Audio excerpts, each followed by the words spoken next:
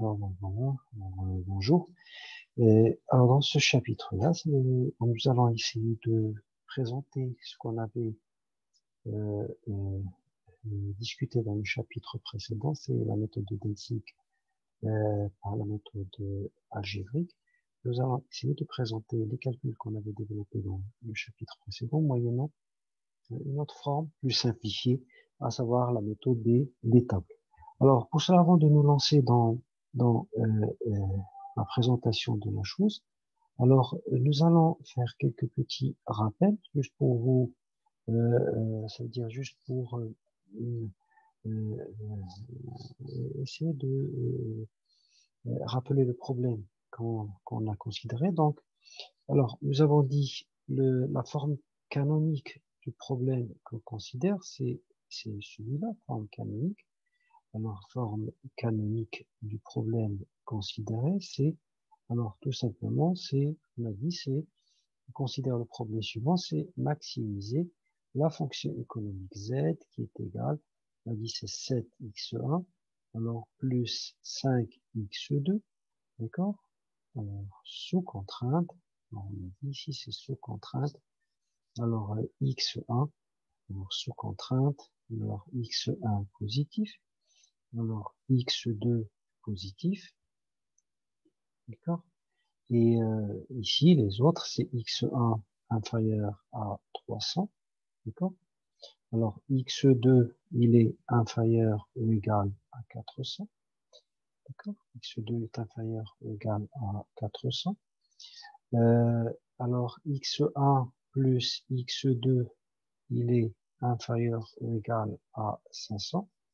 Et 2x1, d'accord? Alors 2x1 plus x2 est inférieur ou égal à 700. D'accord? Alors 2x1 plus x2 est inférieur ou égal à 700. Souvenez-vous, ça c'est le problème que nous avons, tout simplement, auquel on avait abouti lors de la formulation mathématique de notre problème. Donc ça, c'est ce qu'on avait appelé par la forme canonique. Alors nous avons dit que cette forme canonique, on va la traduire sous forme de révélée par la forme standard en introduisant les variables d'écart. Dans notre programme d'introduisant les variables d'écart, c'est tout simplement maximiser la fonction économique z qui est égale, si vous vous souvenez, on a dit que c'était 7x1 plus alors 5x2, alors plus, alors là c'est des zéros avec des zéros sous contrainte, d'accord? Alors sous contrainte, ici c'est x1 il est positif, d'accord?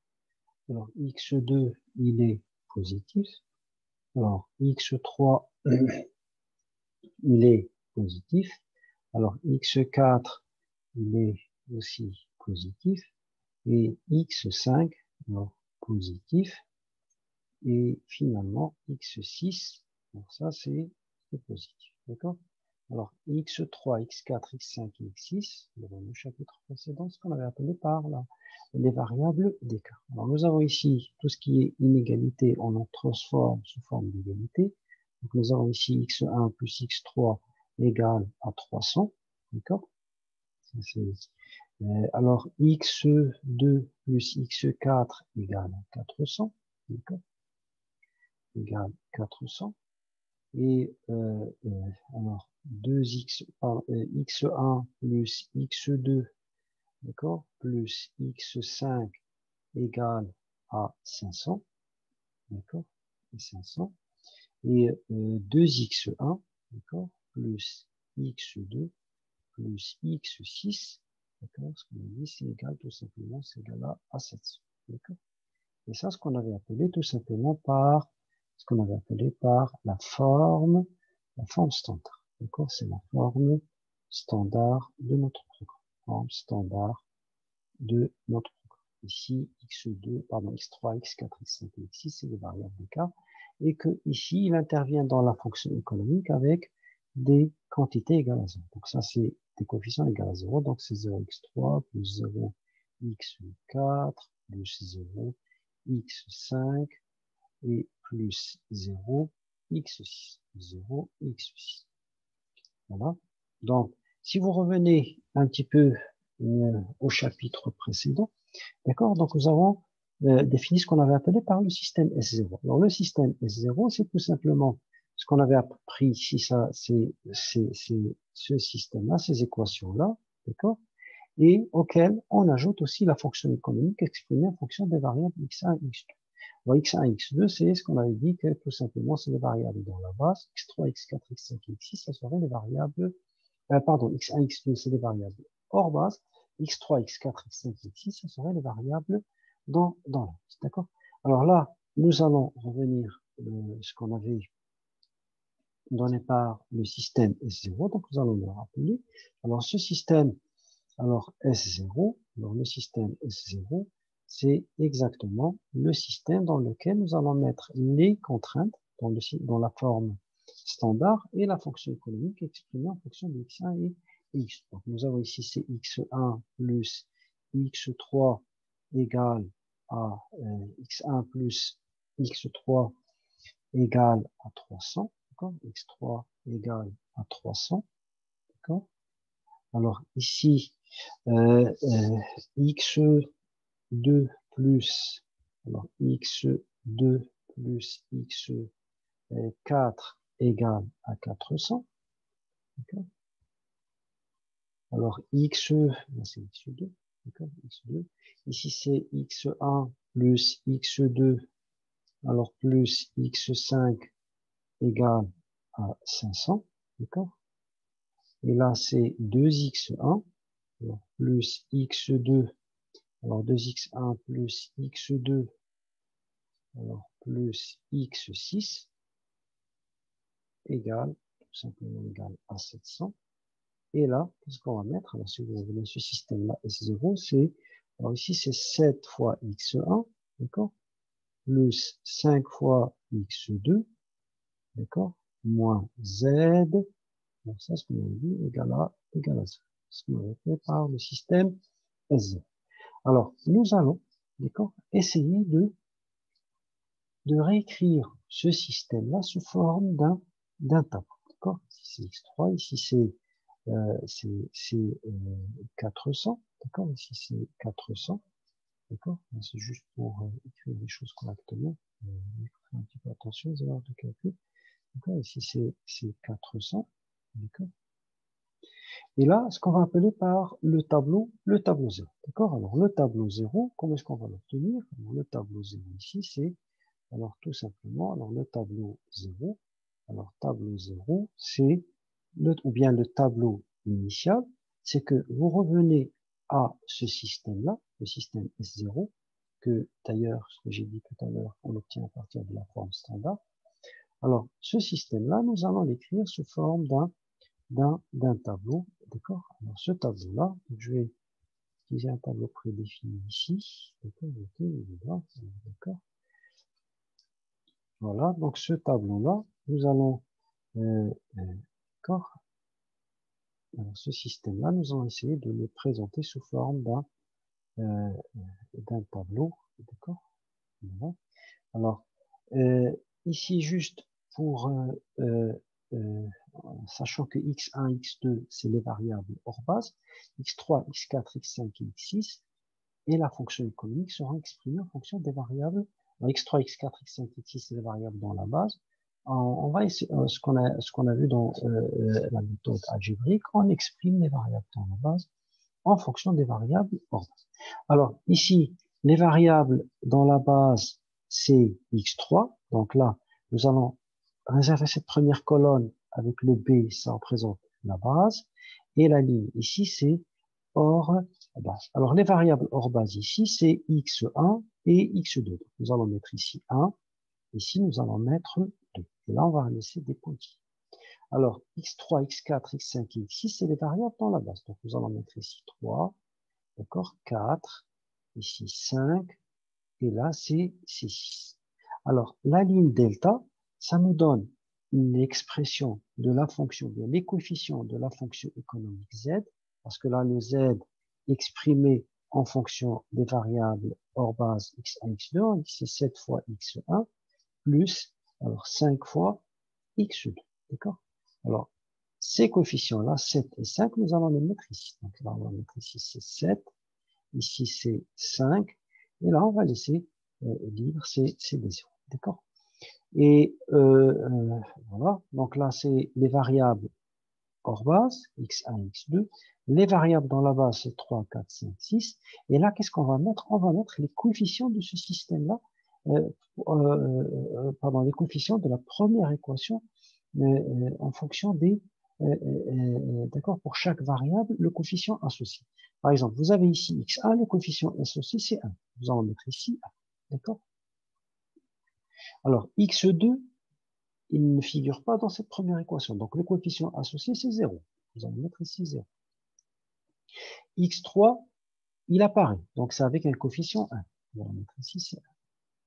Alors, parce que ça correspond à X3, ça c'est X4, X5 et X6.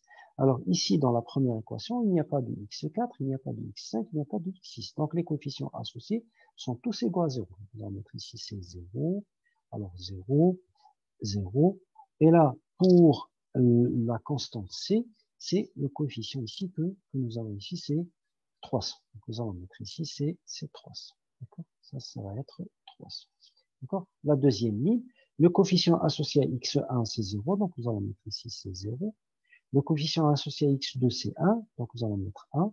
Le coefficient associé à x3, c'est 0, parce que là, vous avez x3. Ici, c'est x4. x4, c'est le coefficient associé, c'est 1, donc nous allons mettre ici 1. Ici, x5, il n'y a pas, c'est 0, parce qu'il n'y a pas de x5 ici dans cette deuxième équation, donc il y a 0. D'accord? X6, la même chose, c'est 0. Et la constante ici, c'est 400. Je vais mettre ici, c'est 400. D'accord? Ça va mettre, c'est 400. Alors, maintenant, la troisième équation, c'est x1 plus x2 plus x5 égale à 500. Le coefficient associé à x1, à x5, c'est 1. À celui de x2, c'est 1. Alors, à celui de x3, c'est 0. À celui de x4, c'est 0. À celui de x5, c'est 1. Et celui de x6, c'est 0. La constante ici, c'est 500. D'accord? Ici, c'est 500. La dernière équation ici, que nous avons des contraintes pour la forme standard, donc c'est 2x1 plus x2 plus x6 égale à 700. Donc, le coefficient associé à x1, c'est 2. D'accord? Alors, le coefficient associé à x2, c'est 1. D'accord? Ici, pour x3, c'est 0, x4, c'est 0, x5, c'est 0, x6, c'est 1. Donc là, ici, c'est 1, 2, normalement x1, x2, x3, x4, x5 et x6. Le coefficient associé à x3, c'est 0. D'accord? On va mettre ici 0. Le coefficient associé à x4, c'est 0. Le coefficient associé à x5, c'est 0. Et le coefficient associé à x6, c'est 1. Faites attention ici, nous avons 1. D'accord?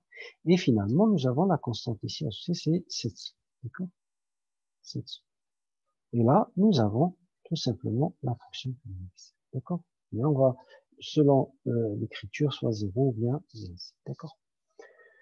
Alors ça va être tout simplement, c'est le tableau, ce qu'on appellera tout simplement par le tableau initial ou bien le tableau 0. D'accord? Alors, la méthode, ou bien maintenant, les itérations. Donc là, pour les itérations, nous allons commencer par la première itération. D'accord? La première itération, la première itération, la première itération, première itération, première itération, pour la première itération. Alors, la première itération, nous allons revenir tout simplement à ce tableau-là et nous allons voir comment nous allons utiliser des critères de politique, d'accord, pour sélectionner la variable entrante, pour sélectionner la variable sortante, d'accord, etc. D'accord. Donc là, je reviens tout simplement à ce tableau-là. Alors le tableau initial, je vais essayer de l'écrire de manière assez présentable, d'accord. Alors là, on va agrandir ce tableau-là, d'accord, ce tableau initial. On va le compléter rapidement. D'accord? Ici, alors on a dit tout simplement la variable, ici c'est variable dans la base, nous avons 3, les variables x4, x5, x6, les variables hors base c'est x1 et x2, et les coefficients, nous avons ici c'est 1, 0, alors 1, ici c'est 1, 0, 0, 0, ici c'est 300, d'accord? Alors ici c'est 0, alors 1, alors 0, ici c'est 1, voilà, 0, alors 0, 400, là c'est 1, d'accord, 1, et puis 0, c'est le tableau précédent, alors 1, 0, ici 500, et puis ici c'est 2, d'accord, ici c'est 1, alors 0, 0, 0, 1, ici c'est 700, d'accord. Et puis les coefficients dans la fonction économique, on a dit c'est 7, ici c'est 5, et là on laisse le reste, et là on va écrire 6, d'accord. Alors, le critère de Dentic, alors qu'est-ce que ça consiste à faire? Deuxième critère, c'est nous allons sélectionner, alors pour sélectionner, quelle est la variable? Parce que là, x1, x2, c'est des variables hors base. Alors, les variables hors base, une de ces variables-là, elle va entrer dans la base et elle va faire de sorte que l'une des variables qui était dans la base, elle va sortir, elle va devenir hors base. Alors, comment sélectionner la variable entrante? Tout simplement, nous allons aller sur la ligne delta et nous allons faire un cercle sur le coefficient le plus élevé. Alors, le coefficient le plus élevé ici, c'est 7. Alors 7, ça signifie que x1, quelle est la variable correspondante entre les variables hors base à x1 et x2, la variable correspondante, c'est x1. Donc ici, ça veut dire que x1, c'est la variable entrante. Alors maintenant, comment sélectionner la variable sortante? Alors comment sélectionner la variable sortante? Nous allons ajouter une colonne ici qu'on appellera la colonne des rapports, d'accord? Alors nous allons ajouter une colonne ici qu'on appellera la colonne des rapports, d'accord? Alors cette colonne-là, d'accord? Alors cette colonne-là, alors tout simplement, c'est dans laquelle nous allons mettre tout simplement les rapports des coefficients sur la colonne C avec les coefficients que nous avons sur la colonne correspondant à la variable entrante. D'accord? Donc ça, ce qu'on appelait par la colonne, tout simplement, c'est la colonne R. D'accord? Donc ça, c'est la colonne des rapports. Alors on va appeler par R. Et on va mettre tout simplement le rapport entre les coefficients bien que vous avez sur C avec les coefficients que vous avez sur la colonne correspondant à la variable entrante X1. Donc qu'est-ce qu'on aura ici? C'est 300 alors divisé par 1. D'accord? Donc c'est sur 1, puisque ça, vous avez 300, il est divisé par 1. Là, ça sera quoi? C'est 400 divisé par 0. D'accord? Et ça, c'est exactement, on a dit, c'est égal à plus l'infini. D'accord? Ça, c'est plus l'infini. Ça, c'est 300. D'accord? Là, c'est 300. Là, c'est 500 divisé par 1. Donc, on va mettre ici, c'est 500 divisé par 1. Et donc, ça nous donne exactement ici, c'est 500. D'accord? Et puis finalement, 700 divisé par 2. Alors 700 divisé par 2. D'accord? On a dit, dans cette colonne des rapports, qu'est-ce qu'on va mettre? On va prendre les coefficients que vous avez sur C et on va les diviser par les coefficients respectivement que vous avez sur la colonne de la variable entrante. Dans quel but? Dans le but de sélectionner, bien de trouver quelle est la variable sortante. Et là, ça nous donne exactement ces 350. D'accord? Et on a dit que tout simplement, qu'est-ce qu'on va sélectionner? On va sélectionner le plus petit de ces rapports-là. Quel est le plus petit de ces rapports-là? C'est 300. D'accord? Vous voyez bien que le plus petit de ces rapports, c'est 300. Alors 300, ça va nous donner quelle est la variable. Alors là, le plus petit rapport, c'est exactement c'est 300. D'accord? Le petit rapport, c'est 300, c'est celui-là. D'accord? Ce petit rapport, qu'est-ce qu'il nous donne? Il nous donne exactement quelle est la variable correspondante, c'est x3. Donc x3, c'est la variable sortante. Donc x1, qu'est-ce qu'elle fait? x1, elle va entrer dans la base, et qu'est-ce qui va se passer? x3, elle va sortir, d'accord, de la base. Elle va devenir hors base. Alors, l'intersection entre la ligne correspondant à la variable entrante et la colonne correspondant à la, pardon, l'intersection entre la ligne correspondant à la variable sortante et la colonne correspondant à la variable entrante, c'est ce qu'on appellera par le pivot. Alors, le pivot, ici, c'est l'intersection. Quelle est sa valeur? Sa valeur, c'est 1. D'accord? Alors, ce pivot-là, sa valeur, c'est tout simplement, ici, c'est 1. D'accord? Vous voyez bien que là, c'est 1. C'est ce qu'on appellera par, tout simplement, c'est le pivot. D'accord?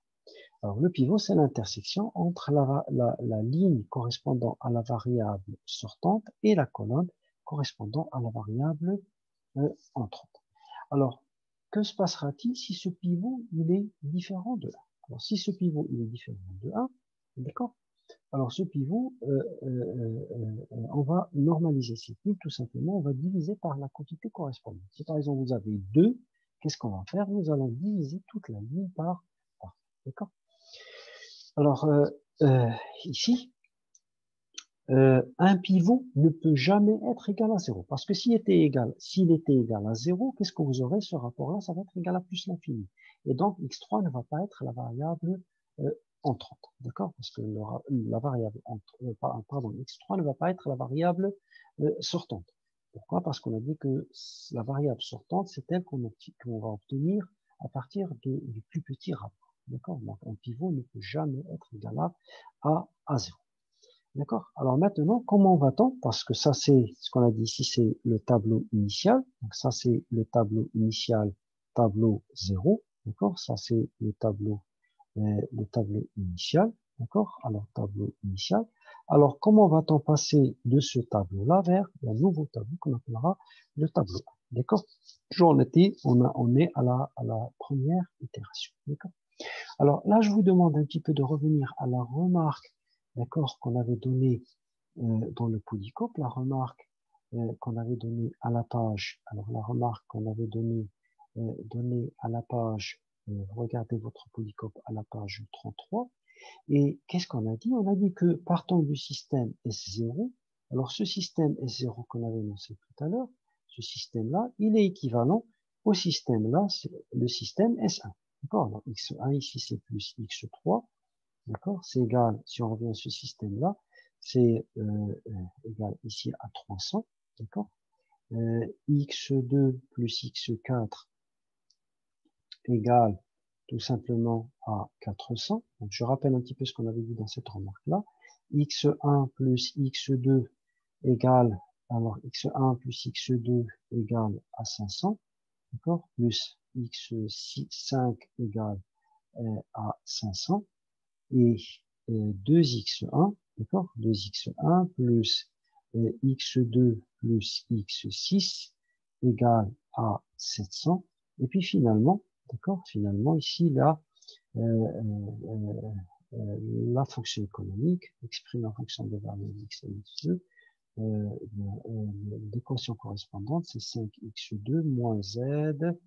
Alors, on a dit que c'est égal à 0. Ça, c'est le système S0. Alors, le système S0, on a dit que ce système-là, c'est un système qui est équivalent, si on revient à cette remarque importante, et qu'on avait dit que cette remarque-là, ça serait la base de la méthode des tableaux. D'accord? Alors, revenons à ce système-là. Si vous pouvez, vous regardez votre page, votre polycopie à la remarque qui se trouve à la page 33. On a dit que ce système-là, c'est équivalent au système S1 suivant, d'accord, qui est x1 plus x3, d'accord, égal à 300, d'accord, d'accord, ce système-là. Alors, x2 plus, alors, x4 égale à 400, x2 moins, alors, x3 plus x5 égale 200, alors, x2, alors, moins 2x3, plus x6 égale à 100, d'accord, égale à 100. Et puis finalement, alors 5x2 moins 7 fois x3 moins z, si vous vous souvenez, si vous regardez un petit peu la page 33 de votre polycopie, on a dit que c'est moins 2000 demi. Et qu'est-ce qu'on avait dit alors dans les vidéos précédentes? On a dit que le système S0, il est équivalent au système S1. Autrement dit, on peut obtenir S1 à partir de S0 en faisant quoi? tout simplement en faisant une combinaison, eh bien en ajoutant à une équation une combinaison linéaire d'autres équations, c'est-à-dire on peut lui ajouter, retrancher une autre équation, toute l'équation, de manière à faire quoi? De manière à faire disparaître x1 de la deuxième équation, disparaître x1 de la troisième équation, disparaître x1 de la quatrième équation, x1 de la fonction économique. Voilà, c'est d'ailleurs ce que vous remarquez dans S1. Dans S1, qu'est-ce qu'on a fait? On est parti du système S0 vers un système S1 qui lui est équivalent, en faisant quoi? En faisant disparaître x1 de la deuxième, troisième, quatrième et la fonction économique. Alors, x1, il n'existe pas ici dans la deuxième équation, donc son coefficient, il est déjà associé à 0. Alors, ici, transformer, ça veut dire faire disparaître x1 de la troisième équation tout en restant équivalent au système S0, ça consiste tout simplement à transformer ce système-là de manière, au lieu d'avoir 1 ici, on va obtenir un 0. La même chose pour 2 ici, on va transformer ce système S0 vers un autre système équivalent de manière à obtenir ici 0 pour x1 et aussi 0 pour 7x. Pour la fonction économique, au lieu de 7, on doit obtenir quelque chose qui est équivalent au système initial S0 de manière à obtenir un 0. Donc, autrement dit, qu'est-ce qu'on doit faire? Tout simplement, nous allons, pour passer du tableau 0 vers le tableau 1, nous allons transformer ce tableau-là d'une manière équivalente, de manière à obtenir ici, à la place, parce que ça correspond, ça représente le coefficient associé à x1 dans la deuxième équation. Ça représente le coefficient associé à x1 dans la troisième équation. Ça représente le coefficient associé à x1 dans la quatrième équation. Et le 7, qu'est-ce que ça représente? Ça représente le coefficient associé à x1 dans la fonction économique. Ce que vous trouvez ici. D'accord? Là, vous avez 1, d'accord? 1. Ici, c'est le 0, d'accord, x1, plus, bien sûr, 1 correspondant à x2. Là, vous avez 1. Là, vous avez 2. Et là, vous avez 7. D'ailleurs, c'est ce qui est représenté dans la première colonne de ce tableau. Donc, vous avez 1, 0, 1 et 2. D'accord? Alors, quels sont les coefficients associés maintenant à x1 dans le nouveau tableau qu'on va obtenir? Le 1, ça sera toujours, on va obtenir ici 1. Ici, on doit voir, ici c'est 0x1 qui est d'office. Là, on doit obtenir ces 0x1, d'accord, plus. Et là, on doit obtenir ces 0x1, toujours. Et là, c'est 0. Le coefficient associé à x1, c'est 0, x1 plus le reste. D'accord? Autrement dit, qu'est-ce qu'on va faire? Nous allons revenir à cette colonne-là et on va la transformer de telle sorte. Là, on a déjà un 0 d'office, donc c'est gagné déjà. D'accord? Donc là, on n'a rien à changer. Mais là, qu'est-ce qu'on va mettre? On va essayer de telle sorte, je vais changer notre couleur. D'accord? Pour ce 1-là, nous allons essayer de le changer pour obtenir à sa place un 0. Pour le 2 aussi, on va essayer d'obtenir un 0. Et pour le 7 ici, nous allons essayer d'obtenir un 0. Alors, transformer ce tableau-là de manière à obtenir ici 0, qu'est-ce qu'on va faire? Nous allons prendre la troisième ligne de ce tableau-là, et on va lui retrancher la première ligne.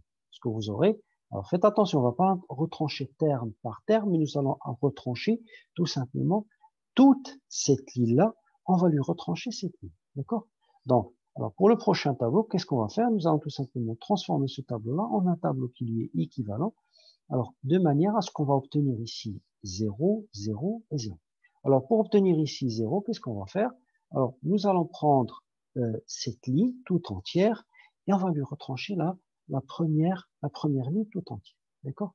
Bien sûr, là, on n'aura plus besoin, d'accord? Là, on n'aura plus besoin de cette partie. D'accord? On n'aura plus besoin de cette partie-là parce que nous avons identifié la variable entrante, nous avons identifié la variable sortante et tout simplement, là, qu'est-ce qu'on va? On n'a plus besoin tout simplement de cette partie. D'accord? Donc là, alors comment nous allons faire? Alors nous allons aller vers le nouveau tableau qu'on appellera le tableau. D'accord? Donc nous allons aller vers le tableau 1. D'accord? Je vais insérer ce tableau 1. D'accord? Le tableau 1.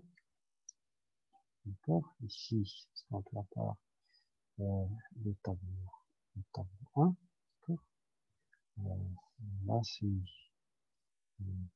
voilà, tableau 1.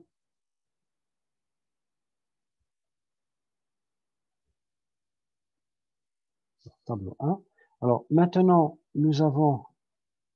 on a dit que x1, elle sort, elle était hors base, maintenant, elle entre dans la base, et x3, qu'est-ce qu'elle fait? Elle sort de la base. Donc, on aura à la place de x3, on aura ça sera x1, x4, elle reste dans la base, x5, elle reste dans la base, x6, elle reste dans la base.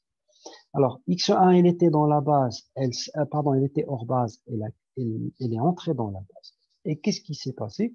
Il s'est passé que x3, elle sort de la base.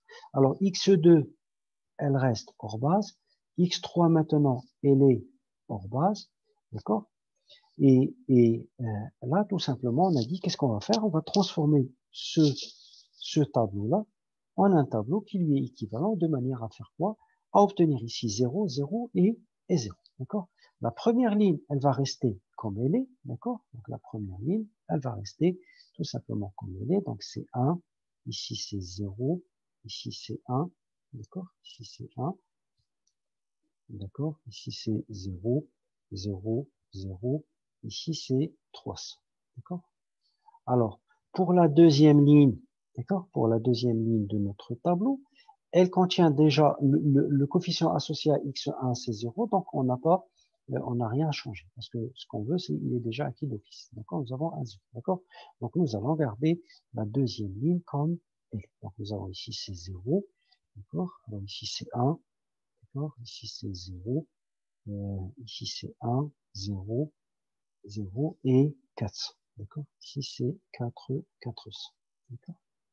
Alors, maintenant, on veut obtenir à la place de 1 ici, 0. Qu'est-ce qu'on va faire? Nous allons prendre toute cette ligne-là et on va lui retrancher la première ligne, la ligne correspondant au pivot. D'accord?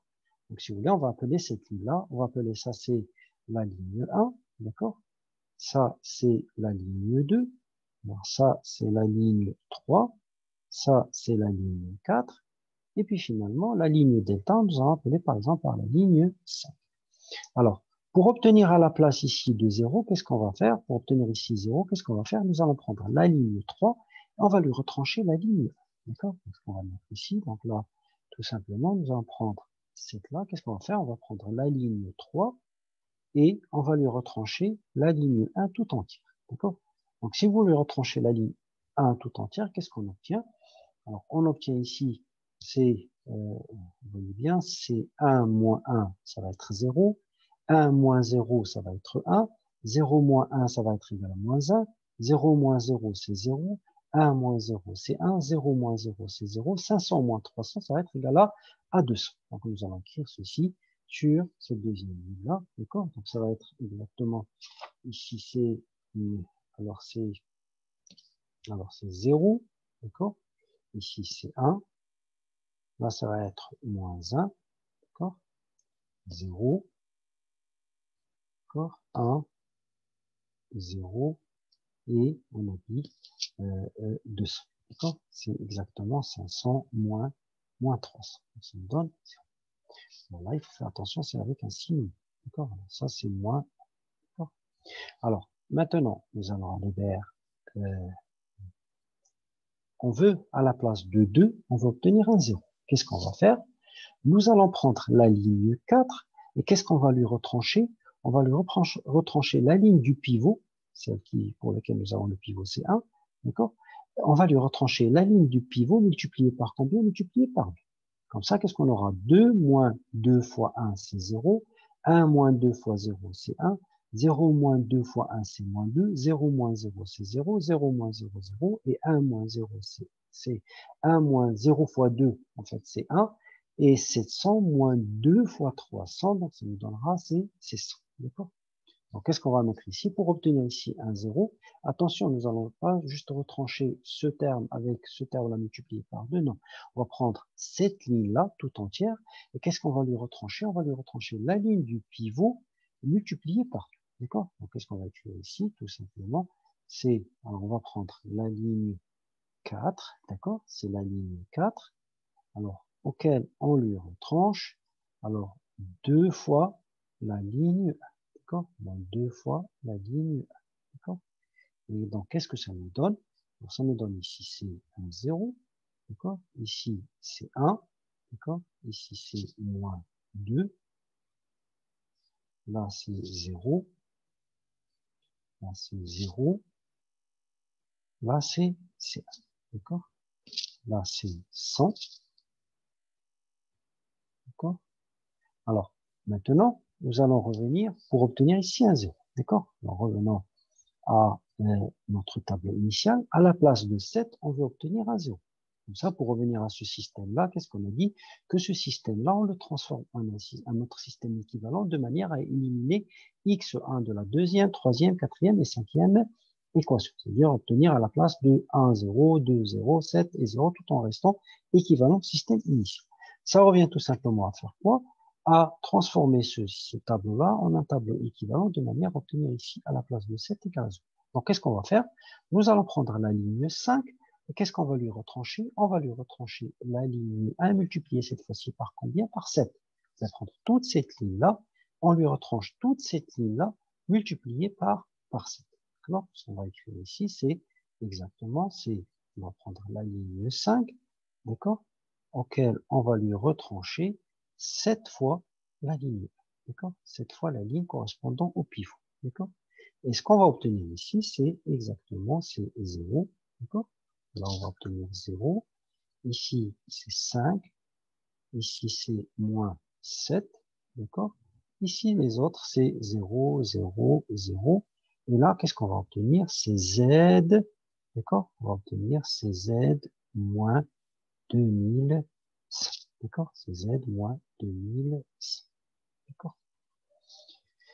Et là, vous voyez bien que, d'accord? Alors, vous voyez bien que ça nous donne exactement, c'est le tableau 1, c'est la fin de la première itération. Alors, juste pour chose que j'ai oublié dans ce tableau initial, d'accord? Pour le tableau initial, là, il nous donne exactement toutes les informations que l'on veut. Alors, pour le tableau initial, le sommet de départ, comment connaître les sommets, ou bien les coordonnées du sommet du départ O, d'accord? C'est quelles sont ces coordonnées?